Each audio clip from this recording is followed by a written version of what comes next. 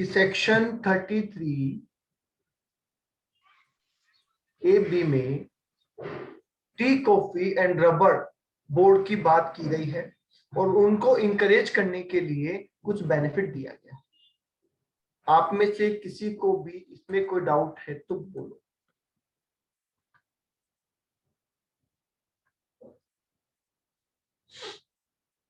नहीं है? कितनी डिडक्शन पड़ी थी?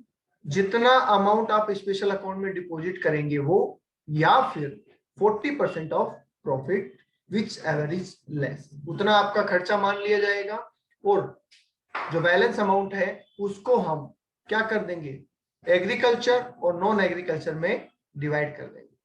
परसेंटेज जरूर याद रखिएगा। बता दीजिए एक बार, चाय के केस में परसेंटेज क्या था, टी के केस में एग्रीकल्चर और नॉन एग्रीकल्चर का रेशियो क्या था?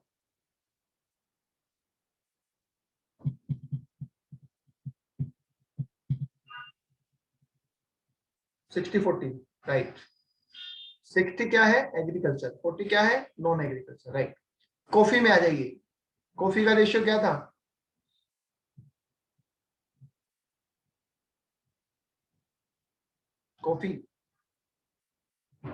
कॉफी में दो थे ऑप्शन, अगर सिर्फ गोवन और प्योर्ड है, प्रेरणा very good,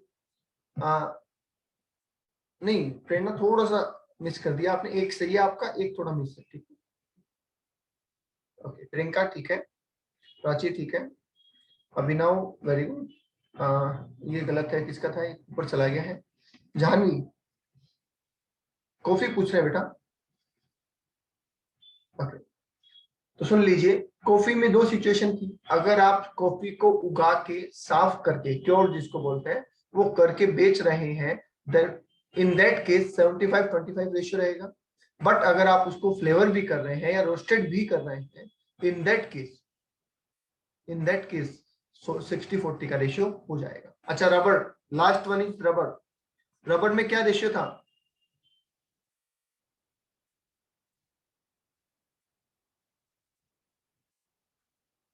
sixty five 35, right, बिल्कुल ठीक। इसका मतलब आपको ये प्रोविजन बड़े अच्छे से याद है। चलो आगे चलें। आगे आ रहा है साइट रिस्टोरेशन फंड, शॉर्ट में बोले तो SRF। जैसे T, coffee and rubber board scheme थी, वैसे ही साइट रिस्टोरेशन फंड की स्कीम है। और ये स्कीम किसके लिए है? ये उन लोगों के लिए जो पेट्रोलियम या फिर नेचुरल गैस में इन्वॉल्व है। ये उन लोगों के लिए है जो पेट्रोलियम या नेचुरल गैस के काम में इन्वॉल्व है, ठीक है। ओके, इन्हें भी क्या कहा गया? इन्हें कहा कि आप एक स्पेशल अकाउंट खुलो। मुझे बताओ, क्या ये नाबार्ड में स्पेशल अकाउंट खुलवा सकते हैं? क्या ये नाबार्ड में स्पेशल अकाउंट खुलवा सकते हैं?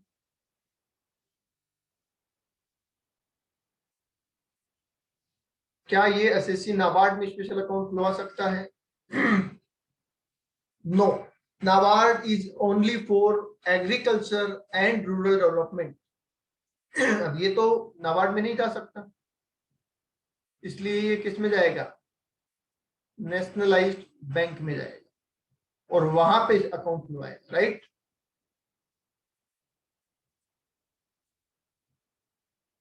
ओके, और जितना अमाउंट इसमें डिपॉजिट करेंगे उसको, या फिर 20% ऑफ प्रॉफिट, दोनों में जो भी कम हो उसको खर्चा मान लेंगे। बताइए, क्या बिल्कुल सिंपल है? क्या बिल्कुल सिंपल और सेम है?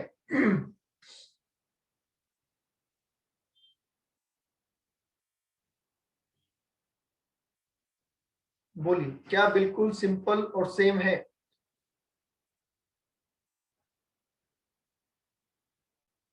जैसा हमने वहां पढ़ा वही चीज यहाँ है। ओके, अब सवाल आता है कि इस अकाउंट से पैसा, same process, same as 33A(b), specified use के लिए निकालो, डेथ पे निकालो, पार्टीशन पे निकालो, या फिर लिक्विडेशन ऑफ कंपनी पे निकालो। इन चारों केस में पैसा निकालना अलाउेबल है, कोई टैक्सेशन नहीं है। पर इनके अलावा अगर पैसा निकाला तो पैसा क्या हो जाएगा, टैक्सेबल हो जाएगा, राइट।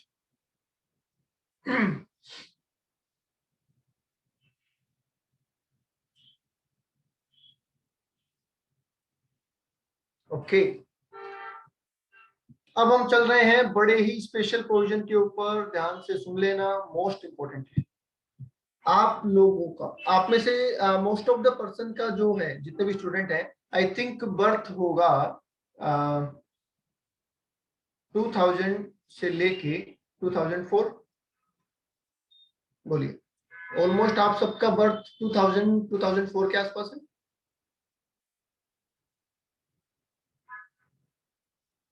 यस। अब मुझे आपसे कुछ बातें पूछनी है, पहले हम वो बातें पूछेंगे, उसके बाद हम आगे चलेंगे, राइट। आपको पता है मोबाइल कैसे इतना आगे आया, मतलब मोबाइल में पहले क्या हुआ करता था। सबसे पहले जितना मुझे याद है, मैं अपनी जनरेशन जितना बता सकता हूँ, उससे पहले का नहीं। सबसे पहले मोबाइल में क्या हुआ करता था, ट्रंक कॉल हुआ करता था। ट्रंक कॉल सुना आपने नाम?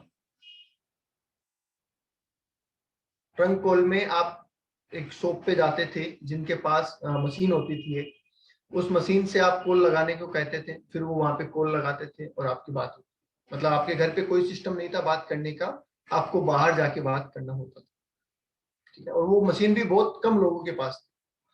उसके बाद उसी का थोड़ा सा इम्प्रूव वर्जन आया, एसटीडी पीसीओ। नाम सुना है? एसटीडी पीसीओ,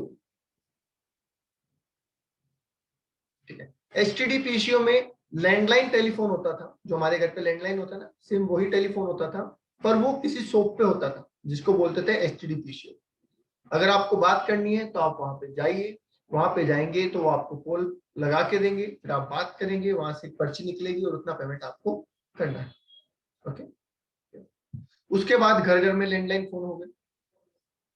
उसके बाद एक फोन आया सिटी मोबाइल, जो एक पर्टिकुलर रेंज में ही चलता था। सिटी मोबाइल जो आपके शहर के अंदर अंदर ही काम करेगा, मतलब लैंडलाइन का ही वो दूसरा रूप है, बट वो आप पोर्टेबल है, आप कहीं भी ले जा सकते हैं उसको, with in the city, with in the city वो चलेगा, ठीक है। उसके बाद में कीपैड फोन है, नोकिया वाले मोटे मोटे, ठीक है। उसके बाद में कीपैड के बाद में क्वार्टिक कीपैड आया। अगर आपने देखा हो तो ये हो सकता है मॉडल आपने देखा होगा, नोकिया 6600, एक मॉडल था काफी फेमस, बहुत फेमस, नोकिया 6600। देखा है किसी ने?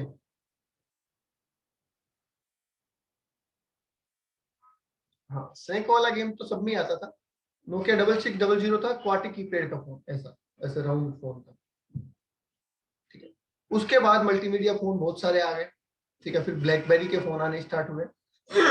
After that touch screen mobile आया, ठीक है। टच स्क्रीन के बाद सेल्फी कैमरा आया, फिर ड्यूल कैमरा आया, फिर ट्रिपल कैमरा आया, अब 4 कैमरे आते हैं, किसी में पॉपअप कैमरा आता है। तो ये चीजें कैसे हो रही है, कोई बता सकता है कि डेली ये नई नई चीजें कहां से निकल के आ रही? पहले 128 MB का स्टोरेज होता था, उसके बाद में 256 MB हुआ, फिर वो जीबी में बदला, फिर 1 GB, 2 GB, 4 GB, 8 GB। Technological development बता रहे हैं प्रियंका, ओके। साइंटिफिक रिसर्च बता रहे हैं, ओके। अपग्रेड हो रहा है कंपटीशन की वजह से, ओके। नहीं, कंपटीशन की वजह से अपग्रेड नहीं हो रहा, बोलते ना, necessity is the mother of invention. तो वही चीज है, जैसे जैसे जरूरत बढ़ती जा रही है नई चीजें आती जा रही है, ठीक है। कई जमाने में आपने दंत मंजन देखा है, रेड होता है ना, लाल दंत मंजन जो उंगली से करते थे, या काला दंत मंजन, ठीक है। उसके बाद कोलगेट, फिर आपके कोलगेट में नमक है, फिर आपके कोलगेट में नीम है, फिर बबूल है, ठीक है। और आने वाले फिर तारकोल है, पता नहीं आगे आने वाले टाइम में धनिया मिर्ची क्या क्या आ जाएगा। ये सारी चीजें क्यों हो रही है और कैसे हो रही है, ये समझो। हर एक कंपनी, हर एक कंपनी अगर मार्केट में रहना चाहती है तो उसे अपने प्रोडक्ट में कुछ ना कुछ नया करना पड़ेगा, क्योंकि हम बहुत स्पीड से चेंज हो रहे हैं। हमें हर थोड़े दिन में कुछ नया चाहिए होता है, पुरानी चीज हमें पसंद नहीं आती। सही बोल रहा हूँ? आईफोन आया, आईफोन 4, 4S काफी टाइम चले, देखा है आपने? आईफोन 4 और 4S जो आए थे काफी टाइम चले। उसके बाद आईफोन कितनी तेजी से नए मॉडल लॉन्च कर रहा है, i5, i6, 6 प्लस, 7, 8, 9, 10, 11, 12।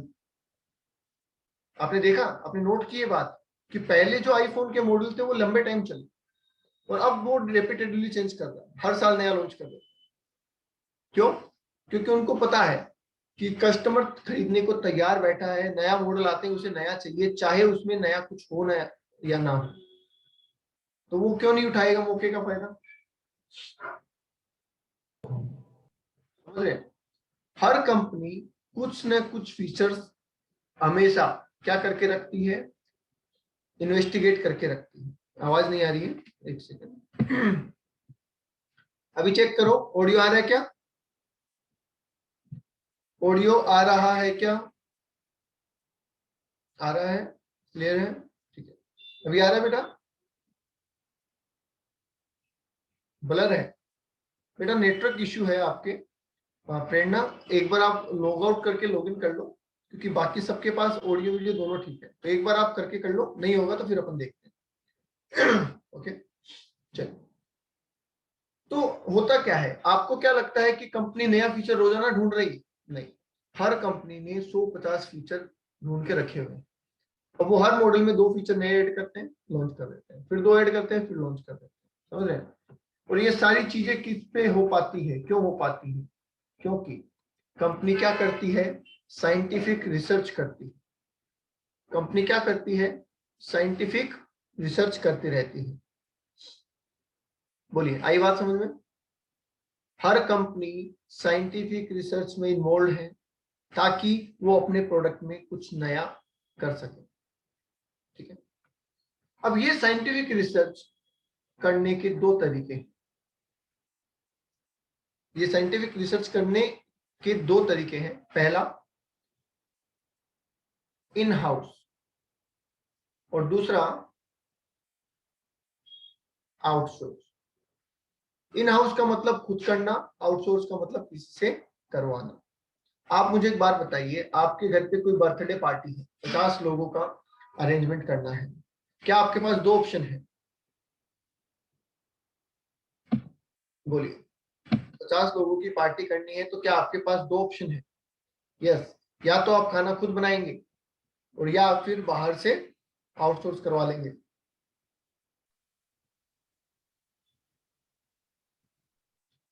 ठीक है, तो वैसे ही रिसर्च करने के भी 2 तरीके हैं, या तो आप खुद कर लो, और या फिर किसी से करवा लो। राइट, हम पहले बात करते हैं इन हाउस। अगर आप रिसर्च खुद कर रहे हैं तो क्या, अगर आप रिसर्च खुद कर रहे हैं तो क्या आपको पूरा सेटअप लगाना पड़ेगा? आपको एक लैब बनानी पड़ेगी। ठीक है, उस लैब में आपको मशीनें लानी पड़ेगी।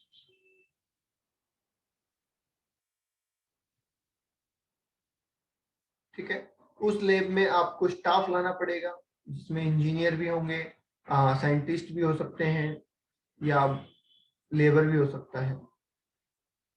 ठीक है, इसमें आपको मटेरियल भी चाहिए होगा। ये सारी चीजें इन्वॉल्व है। ठीक है, अपन एक एग्जांपल ले लेते हैं कि ये किस बात की रिसर्च चल रही है। ठीक है, एग्जांपल सेम जो हम हर क्लास में लेते हैं वही लेंगे। एक कंपनी है, कौन सी है? मारुति। जानते हैं सब लोग? मारुति लिमिटेड को जानते हैं? क्या काम करती है?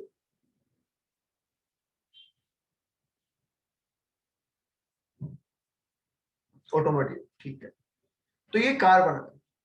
क्या आपको लगता है कि ये ऐसी कोई रिसर्च कर रही होगी कि गाड़ी को 1 लीटर में 30 kmpl कैसे चलाया जाए? क्या ये रिसर्च करना रीजन है कि गाड़ी को 1 लीटर में 30 किलोमीटर पर लीटर कैसे चलाया जाए? बिल्कुल लॉजिकल है, क्योंकि जब भी कोई गाड़ी खरीदता है माइलेज देखता है, माइलेज देख के खरीदते हो, एवरेज देख के खरीदते हो।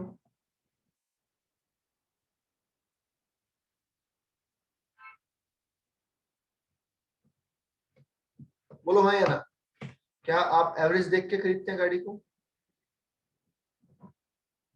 हाँ, तो जाहिर सी बात है, हो सकता है कंपनी ऐसी रिसर्च कर रही हो। ओके, ठीक है। अब ये ऐसी रिसर्च कर रही है तो इन्होंने एक गाड़ी मंगवाई, उस गाड़ी पे कुछ काम किया मशीनों से, और फिर उसको चला के देखा कितना चल रहा है, फिर कुछ चेंज किया, फिर दोबारा चला के देखा। कैसी होती है रिसर्च? Trial and error. कुछ चीज करते हैं, नया निकालते हैं, उसको करके फिर कोशिश करते हैं, फिर वापस चला के देखते हैं। बोलो ऐसे ही चलता है। ये रिसर्च कितने टाइम में पूरी हो जाएगी, कोई बता सकता है? ये रिसर्च कितने टाइम में पूरी हो जाएगी, कोई बता सकता है क्या? 1 साल में, 2 साल में, 3 साल में, 4 साल में? कुछ बता सकते हैं? नहीं, कोई श्योरिटी नहीं है कब पूरी होगी। तो हम एक एग्जांपल ले लेते हैं कि 4 साल से एक रिसर्च चल रही है, 1 2 3 4, और 5वें साल में जाके वो रिसर्च कंप्लीट होती है, राइट? ये एग्जांपल लिया हमने कि 4 साल से रिसर्च चल रही थी, 5वें साल में वो कंप्लीट होती है। हमें उस रिसर्च की वजह से इनकम कब होगी, कौन से साल में होगी, बताओ? हमें उस रिसर्च की वजह से इनकम कौन से साल में होगी इस एग्जांपल में?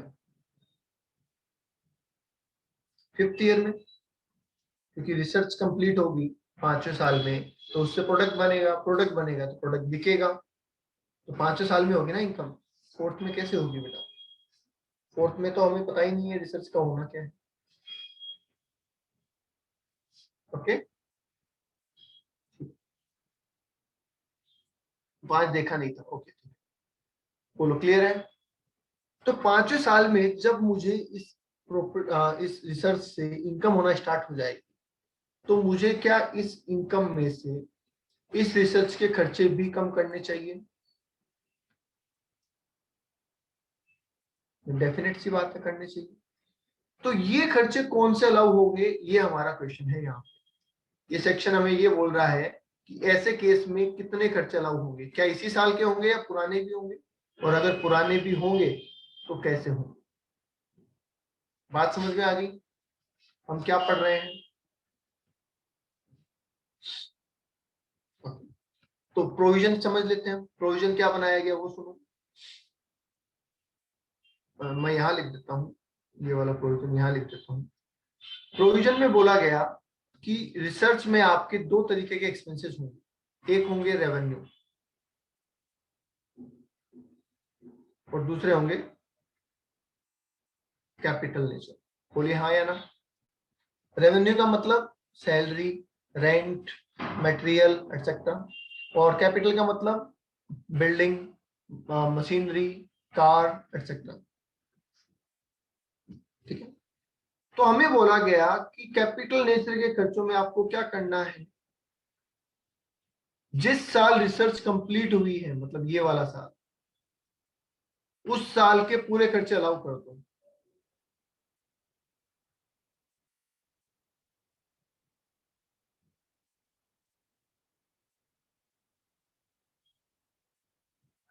जिस साल रिसर्च कंप्लीट हुई है उस साल के तो पूरे खर्चे अलाउ कर दो कैपिटल वाले, 100%।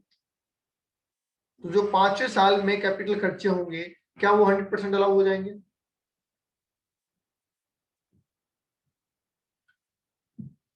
अकॉर्डिंग टू दिस प्रोविजन, क्या 5वें साल में होने वाले कैपिटल नेचर के सारे खर्चे अलाउ हो जाएंगे?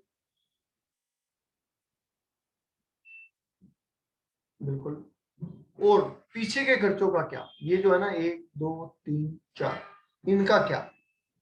तो इसके लिए भी प्रोविजन बनाया गया कि हम मैक्सिमम पीछे के 3 साल, 1 2 और 3, इनको अलाउ कर सकते हैं, इससे ज्यादा पुराने खर्चे हम अलाउ नहीं करेंगे।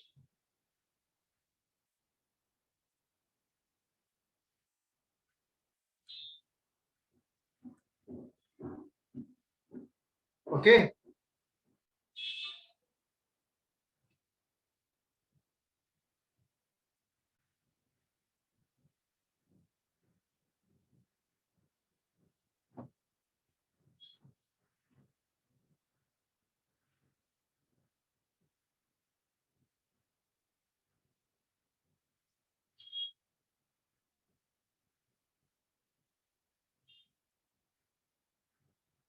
ओके। यहाँ पे एक खर्चे को मना किया है, लैंड को। लैंड का एक्सपेंसेस अलाउड नहीं होगा। 3 साल से पुराने जो खर्चे हैं उनको भूल जाओ, उनका कुछ नहीं हो सकता। 3 साल से पुराने जो एक्सपेंसेस है उनका कुछ नहीं हो सकता, वो डूब गए। ठीक है, वो कैपिटल लॉस हो गया, वो यहाँ पे कुछ नहीं होगा। ओके, ठीक है। अब रेवेन्यू की बात कर लेते हैं। लैंड का खर्चा अलाउड नहीं होगा, मतलब कैपिटल एक्सपेंसेस में जो अगर लैंड परचेज किए तो उसका कुछ नहीं होगा, वो चाहे किसी भी ईयर में हो, क्योंकि लैंड की वैल्यू खत्म नहीं होती ना। लैंड की वैल्यू खत्म होती है क्या? लैंड तो बढ़ती है। आपने जहां पे लेबोरेटरी बनाई, मान लो वो लैंड आपने परचेज की है, तो रिसर्च होने से उस पर तो कोई फर्क नहीं पड़ना, उसकी तो वैल्यू बढ़ेगी, इसलिए उसको अलाउेबल नहीं किया गया। ठीक है, क्योंकि वो एक्सपेंस नहीं है, वो इन्वेस्टमेंट है एक तरीके, राइट। ओके, रेवेन्यू की बात करें, रेवेन्यू में भी सेम कहा गया, जिस साल रिसर्च कंप्लीट हुई है उस साल का रेवेन्यू 100%। जिस साल रिसर्च कंप्लीट हुई है उस साल का रेवेन्यू 100% अलाउेबल। और 3 साल उससे पहले वाले, जैसा यहां लिखा था सेम, वो भी 100% ओनली मटेरियल एंड सैलरी। लो जी, इतनी सी बात है। मैं एक बार दोबारा बोल देता हूँ। आप रिसर्च कर रहे थे, जिस साल रिसर्च कंप्लीट हुई, मतलब कि ये वाला साल, इस साल के तो सारे खर्चे अलाउ है, चाहे वो रेवेन्यू हो चाहे वो कैपिटल हो, लैंड को छोड़ के। पहले तो बताओ ये बात क्लियर है?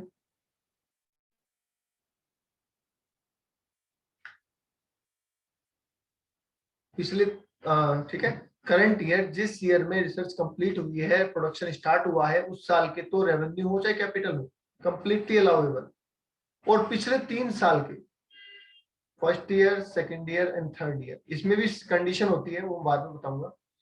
ठीक है, ये डेट टू डेट चलता है, डेट टू डेट। कैसे डेट टू डेट, वो बाद में बताएंगे। ठीक, इन 3 साल में कैपिटल तो 100% और रेवेन्यू भी 100%, पर रेवेन्यू में सिर्फ मटेरियल और सैलरी को लेना है, बाकी चीजों को नहीं लेना है।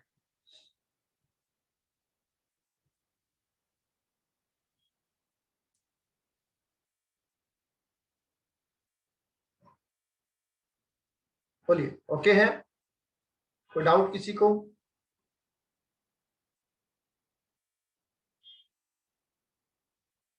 यहां तक कोई डाउट किसी को?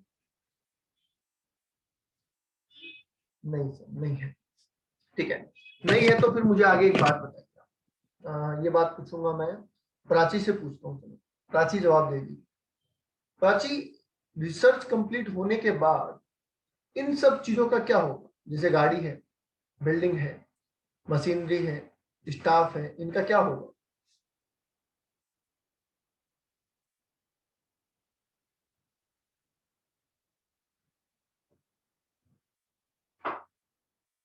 मतलब रिसर्च के लिए हमने गाड़ी मंगाई, रिसर्च के लिए हमने बिल्डिंग ली, हमने मशीनें मंगाई, और फिर हमने रिसर्च की, रिसर्च हमारी पूरी हो गई।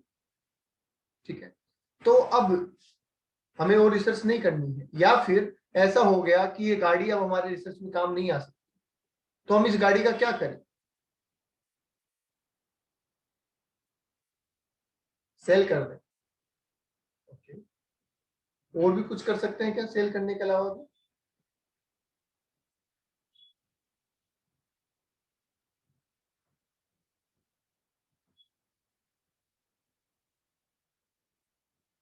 प्रियंका कह रही है सर बिजनेस यूज में ले लो। राघव कह रहे हैं आगे रिसर्च में। आगे तो नहीं आ सकती ना, हमने बोल दिया, ये तो हमारी कंडीशन ही है कि आगे काम नहीं आएगी। आगे आ सकती तो ले लेते हैं, पर्सनल यूज ले लो। ठीक है, चलिए सभी का आंसर सही है। अब मैं ट्रीटमेंट बता रहा हूं आपको।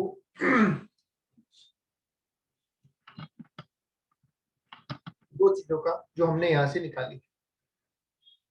प्राची ने कहा कि सर अगर गाड़ी अब यहाँ पे काम नहीं आ सकती, काम आ रही है तो लेते रहो रिसर्च में, अगर गाड़ी अब रिसर्च में काम नहीं आ रही तो सर आप उसको सेल कर दो। ठीक है, एग्री है हम इस बात से। पर मैं ये कहता हूं कि यहाँ पे दो सिचुएशन बन सकती है। पहली सिचुएशन कि मैं गाड़ी को बेच दूं, सीधा का सीधा लेबोरेटरी से निकाला और बेच डाला। और दूसरा, मुझे लगता है कि गाड़ी की कंडीशन अच्छी है और गाड़ी को बिजनेस में काम में लिया जा सकता है, तो मैं उसे पहले तो बिजनेस में यूज लूंगा और बाद में जब वहां भी काम नहीं आएगी तब भेज दूंगा। बताइए क्या ये दोनों सिस्टम हो सकते हैं? पर्सनल यूज की बात अभी हम नहीं कर रहे हैं जान ली। ठीक है, आप गाड़ी पर्सनल यूज कर सकते हैं, नो प्रॉब्लम, बिल्कुल कर सकते हैं। ठीक है, पर उस केस में कोई ट्रीटमेंट यहाँ पे नहीं होगा। बोलिए, ये दोनों बातें समझ में आ गई? या तो लेबोरेटरी से निकाल के हमने गाड़ी बेच डाली, हमने कहा कोई काम की नहीं है बेच दो, या हमने कहा कि थोड़े दिन तो बिजनेस में चलाते हैं बाद में बेच देंगे। ओके, अब सवाल ये है कि इस गाड़ी को बेचने पे फायदा या नुकसान क्या हो, ये हमें कैलकुलेट करना है। ओके, मुझे एक बात बताओ, अगर मैं इस असेट को बिजनेस में लेके जाता हूं तो क्या मुझे इसे ब्लॉक में ऐड करना पड़ेगा?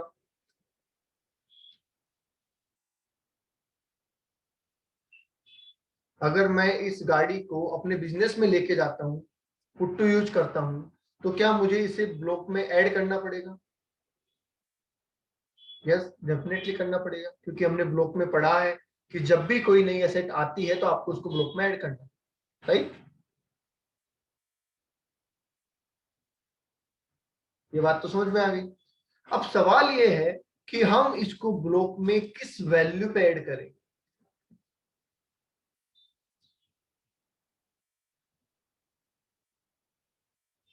किस वैल्यू पे ऐड करेंगे?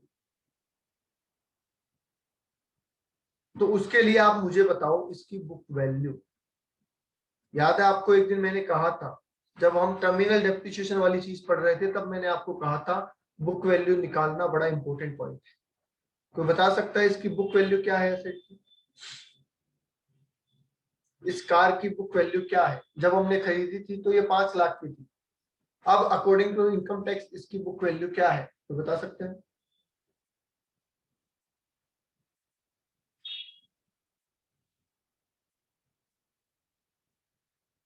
Anyone? According to income tax इसकी बुक वैल्यू क्या है, तो बता सकता है क्या?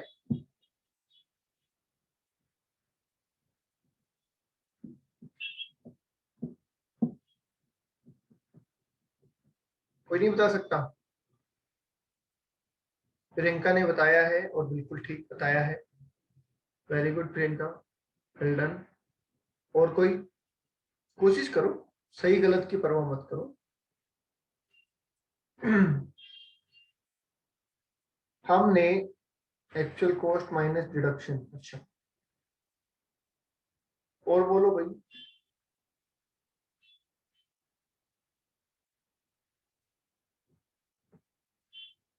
क्या ऐसा पढ़ा था? जब हम टर्मिनल डेप्रिसिएशन वाले केस में, इलेक्ट्रिसिटी केस वाले वाले केस में हम बुक वैल्यू निकाल रहे थे, तो क्या ऐसा पढ़ा था क्या हमने?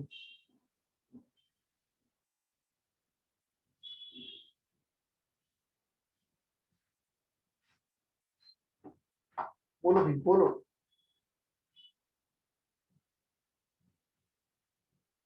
सर भाई हाँ या ना तो बोलो फटाफट, किसका वेट कर रहे हो?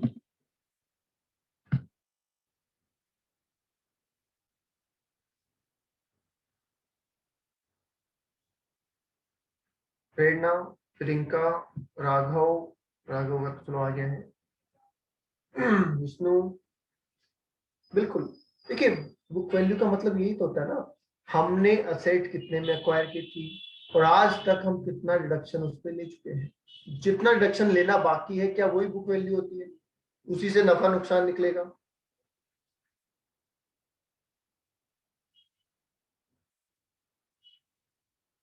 बोलिए, जितनी वैल्यू की हमने आज तक डिडक्शन ले ली वो तो खर्चा हो गया, पर जो बचा है वो बुक वैल्यू है, क्या ये बात ठीक है? ओके, तो इस कार की कॉस्ट है 5 लाख, राइट? आपने कितनी डिडक्शन ली होगी इसके रिगार्डिंग?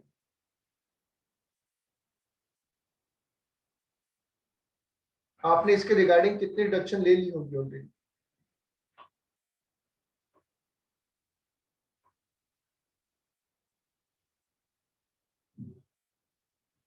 बोलो भाई, इस कार के रिगार्डिंग कितना खर्चा मान लिया होगा आपने? 5 लाख। अभी पढ़ा तो था 100%, कोई भी कैपिटल एक्सपेंसेस हुआ है 100% डिडक्शन है। तो इसका मतलब क्या हमने कार का जितना पैसा लगा होगा उतना खर्चे में डाल दिया होगा?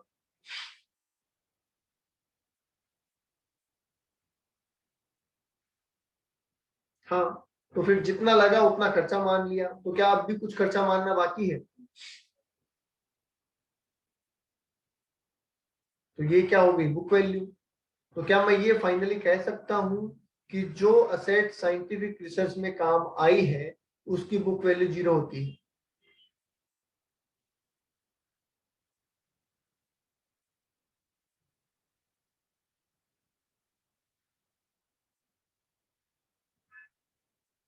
ओके, अब आप याद करो, मैंने डेप्रिसिएशन में आपको एक बात लिखाई थी, उससे लिंक करते हैं।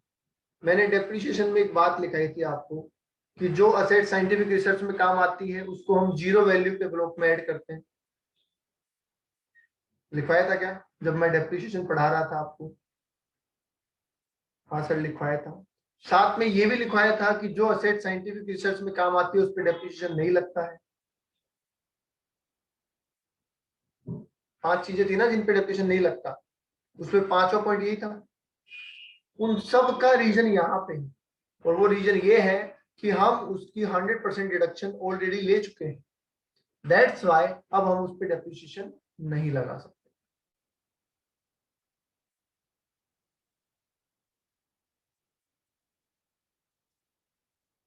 ओके,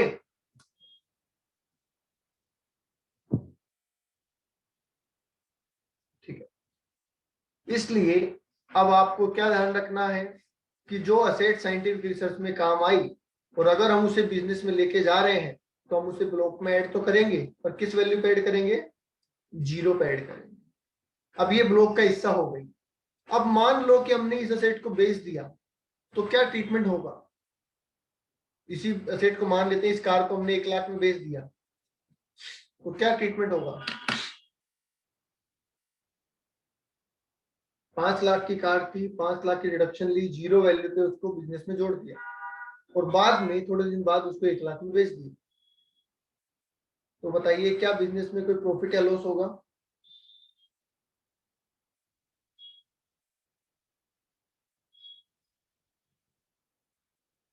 प्रियंका कह रहे हैं इनकम, जानवी कह रहे हैं प्रॉफिट, और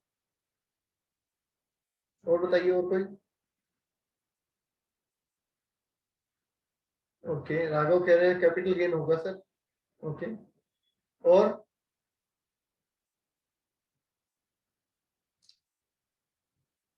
कोई? विष्णु, प्राची, अभिनव? अभिनव नहीं है क्या?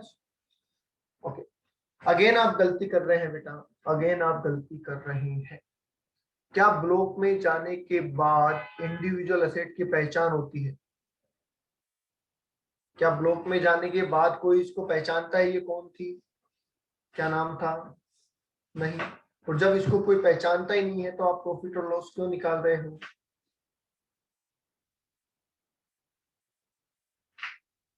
समझ गए? सब चीजों को एक साथ जोड़ के रखो। दैट मीन्स अब इसका ट्रीटमेंट वो होगा जो ब्लॉक में होना चाहिए। हम कोई फायदा या नुकसान नहीं बता सकते। फॉर एग्जाम्पल, मान लो ब्लॉक में ओपनिंग वैल्यू है 5 लाख, ध्यान से सुनना।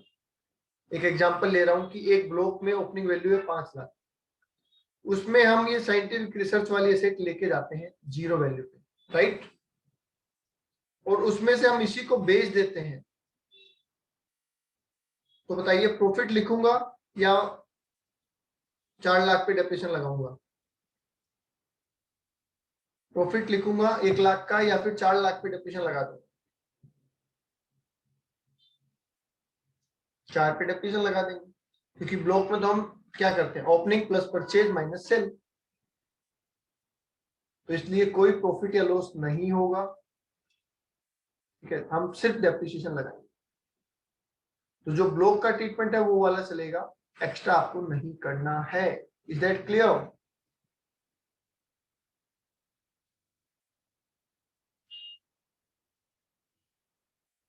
अगर आप इंटरेस्ट लेंगे तो बहुत इंटरेस्टिंग चीज है, अगर आप इंटरेस्ट लेते हैं, इनको आपस में जोड़ने की कोशिश करते हैं, तो it's very interesting topic. Again चलो प्राची, ये जानवी बोल रहे, दोबारा बता दो, बता देते हैं। आपने असेट साइंटिफिक रिसर्च में एक असेट काम मिली, मैं पूरा एकदम समराइज कर रहा हूँ, सुन लो।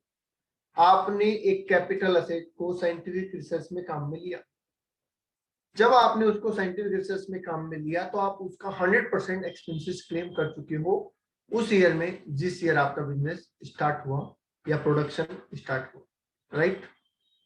और जब आप उसके 100% छूट ले चुके हो तो इनकम टैक्स की नजर में उसकी वैल्यू हो गई 0, राइट।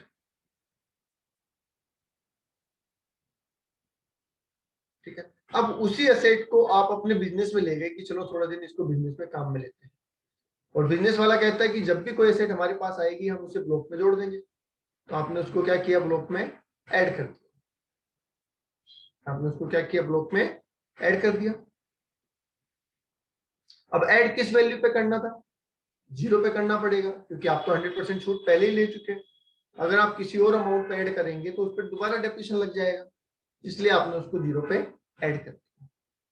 अब जैसे ही वो असेट ब्लॉक में जाती है, उसकी अपनी पहचान खो जाती है, सिर्फ ब्लॉक के नाम से जानी जाएगी, अब उसको कोई नहीं जानता। तो जब वो असेट बिकेगी तो ट्रीटमेंट होगा अकॉर्डिंग टू ब्लॉक, ब्लॉक की वैल्यू कम कर देंगे बस। और वो जो 4 केस पड़े थे ना हमने ब्लॉक में, WDV से ज्यादा पे बेचा तो क्या होगा, कम पे बेचा तो क्या होगा, सारी बेची तो क्या होगा, कुछ बेची तो क्या होगा, वो वाला ट्रीटमेंट लगेगा। अब इंडिविजुअल ट्रीटमेंट खत्म हो जाएगा। ओके, चलिए। दीपक कह रहे हैं तो सर साइंटिफिक रिसर्च में डेप्रिसिएशन नहीं लगता ना, 4 लाख पे डेप्रिसिएशन थोड़ी, नहीं डेप्रिसिएशन नहीं लगता, डेप्रिसिएशन लग चुका है, उस 4 पे तो लगेगा ना। समझे ही नहीं आप, दो चीजें हैं, ये आपका बिजनेस है, ये आपकी लेबोरेटरी, ये अलग है, ये अलग है, ठीक है। यहाँ का ट्रीटमेंट हो गया। अब यहाँ से आप एक असेट लेके आए, तो बिजनेस में तो आप लोग बना ही रहे हो, और ला के आपने इस असेट को यहाँ जोड़ा, किस वैल्यू पे, 0 पे। तो जब आपने इसको 0 पे जोड़ा तो क्या इस पे डेप्रिसिएशन लग सकता है किसी भी हालत में? नहीं। जो असेट ऑलरेडी पड़ी थी 5 लाख, मैंने कहा ऑलरेडी पड़ी थी 5 लाख, इसको आपने बेच दिया 1 लाख में, तो बच गया 4 लाख। तो ये जो 4 लाख बचा है, ये साइंटिफिक रिसर्च वाली एसेट मानोगे या जो पहले से पड़ी थी वो मानोगे? पहले से पड़ी थी वो है, डेप्रिसिएशन इस पे तो लगेगा ना, इस पे लगाने को किसने मना किया? ओके, ठीक है। अब आ जाइए आगे, डायरेक्टली बेच देते, टर्मिनल डेप्रिसिएशन वाला पॉइंट याद है ना, उसी पे बेस्ड है पूरा। आपने इस कार को डायरेक्टली बेच दिया, वही 5 लाख की कार थी, वैल्यू होगी कितनी, 0, और अब आप उसको बेच रहे हैं। सेल प्राइस जो है वो WDV से ज्यादा है, हमेशा ज्यादा ही होगी, ठीक है, पर सेल प्राइस ओरिजिनल कॉस्ट से कम। ध्यान से सुनना, सेल प्राइस WDV से ज्यादा है मतलब 0 से ज्यादा है, और ओरिजिनल कॉस्ट से कम है मतलब 5 लाख से कम है। तो इसका मतलब हमने 2,25,000 में अगर ये गाड़ी बेची, तो बताओ क्या होगा? अगर हमने ये गाड़ी 2,25,000 में बेची तो फायदा होगा, नुकसान होगा, क्या होगा?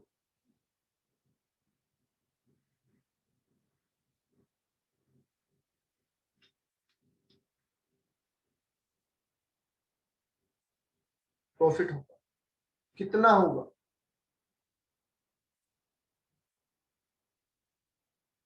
प्रियंका कह रही है प्रॉफिट होगा, कितना होगा बेटा?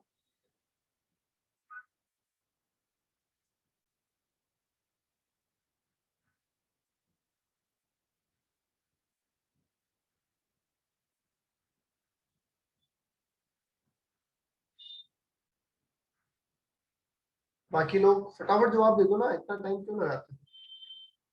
आपने इस सेट को, इस कार को सीधे लेबोरेटरी से बेच डाला, इस बार ब्लॉक पे नहीं ले गए, सीधे लेबोरेटरी से बेच डाला 2,25,000 में, तो फायदा या नुकसान?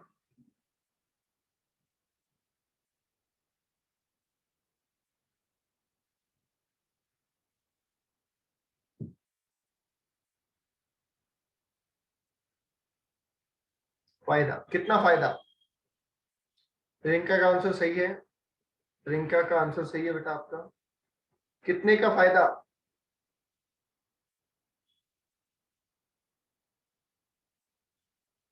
जल्दी बोल दो ना।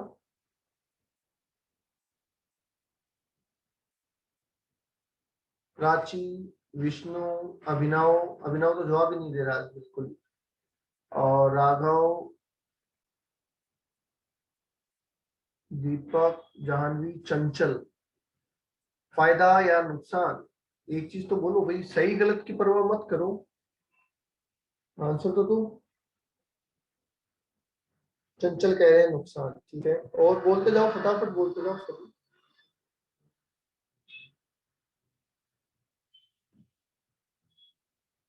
कितना प्रॉफिट? प्रॉफिट जो बोल रहे हो वो प्रॉफिट का अमाउंट बता दो, नुकसान जो बोल रहे हो नुकसान का अमाउंट बता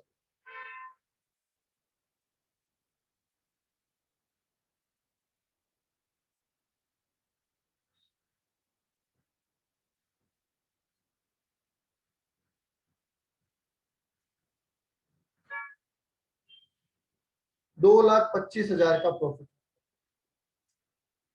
2,25,000 का प्रॉफिट होगा। क्यों?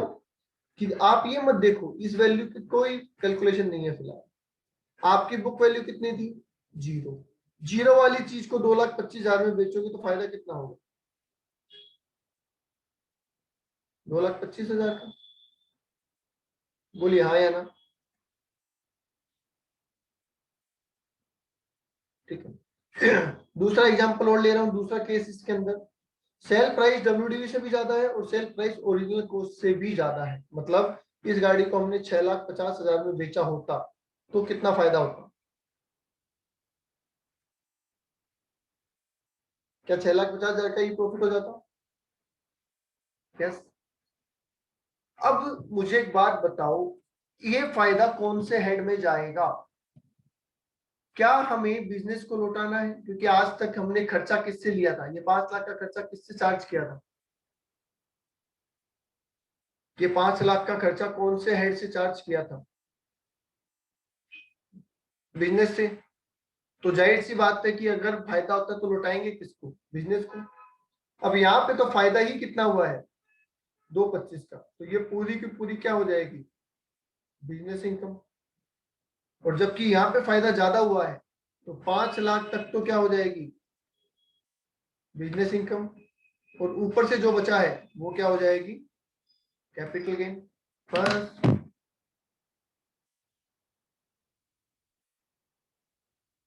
बोलिए। कोई डाउट किसी को?